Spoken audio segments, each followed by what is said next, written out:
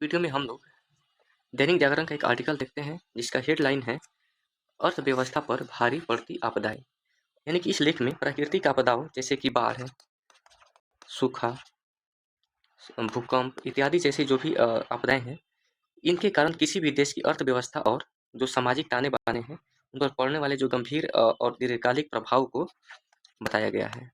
ठीक है, आगे देखा जाए तो इसमें आर्थिक क्षति का जो बढ़ता पैमाना है उस पर चर्चा की गई है। बुनियादी ढांचे पर जो और उसके उत्पादन क्षमता पर जो प्रभाव है उसको दिखाया गया है, और जो सामाजिक और विकास संबंधी जो भी चुनौतियां हैं और इनके समाधान और आगे की राह को इस पर चर्चा किया गया है। तो चलिए आर्टिकल को शुरू करते हैं। तो देखिए, संयुक्त राष्ट्र ने कहा है कि बाढ़, सूखा, भूकंप, दावानल और चक्रवात जैसी जो आपदाएं हैं इनसे हर साल दुनिया को बड़ी आर्थिक चौपट लगती है। ठीक है, ये एक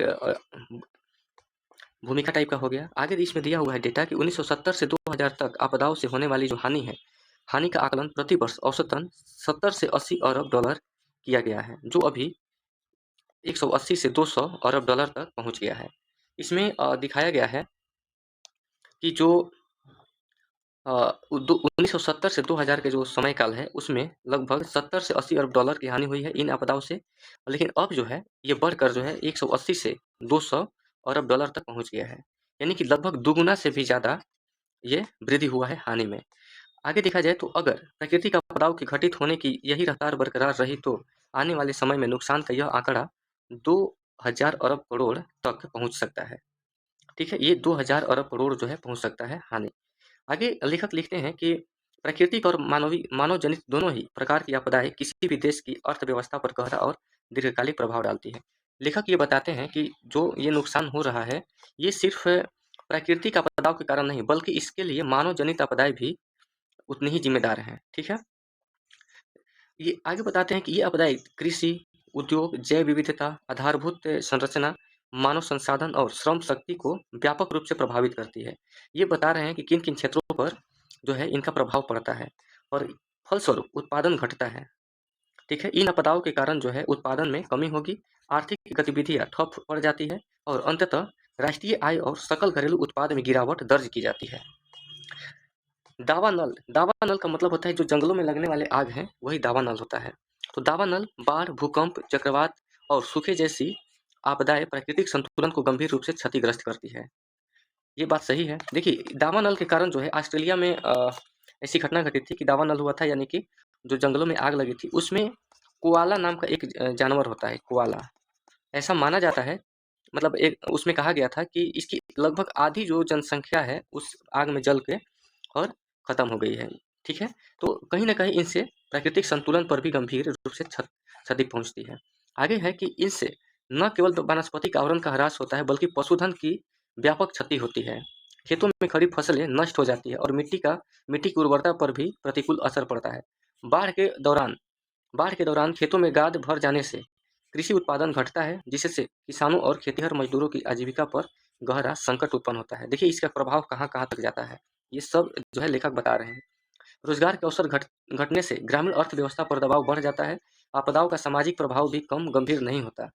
विस्थापन, बेरोजगारी, अब देखिए ये सामाजिक प्रभाव दिखाने लगे कि इस तरह की स्थिति में सामाजिक प्रभाव कैसे जो है गंभीर होता है। तो विस्थापन, बेरोजगारी, श्रम असुरक्षा, आजीविका के साधनों में कमी जैसी समस्याएं सामाजिक असमानता को और गहरा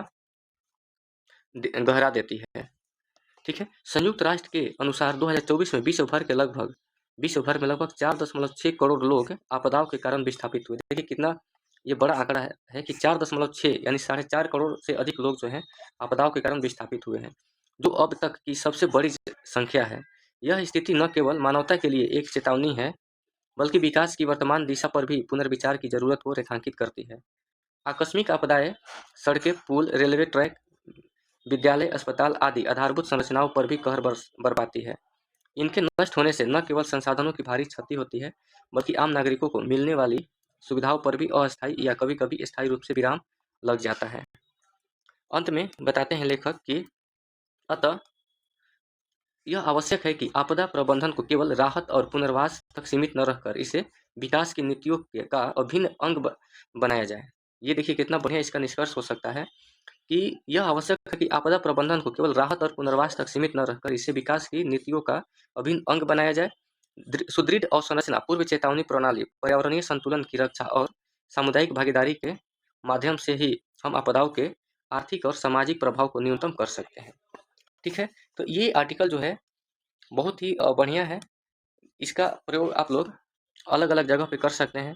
देखिए, जलवायु परिवर्तन को भी इससे लिंक कर सकते हैं। इसका निष्कर्ष जो है, जलवायु परिवर्तन या आपदा जैसी जो परिस्थितियाँ उत्पन्न होती है, वहाँ भी बहुत ही बढ़िया से लिख सकते हैं और ये बहुत ही बढ़िया निष्कर्ष इसका लिखा हुआ है। तो ये जो आर्टिकल है बहुत महत्वपूर्ण है किसी बीपीसीएस या यूपीएससी के एग्जाम के मेंस के लिए, या ये इंटरव्यू में भी आपको काम देगा। ठीक है, तो इसको आप लोग एक बार ज़रूर देखिए। बाकी वीडियो को लाइक, शेयर और सब्सक्राइब जरूर कीजिए। बहुत बहुत धन्यवाद।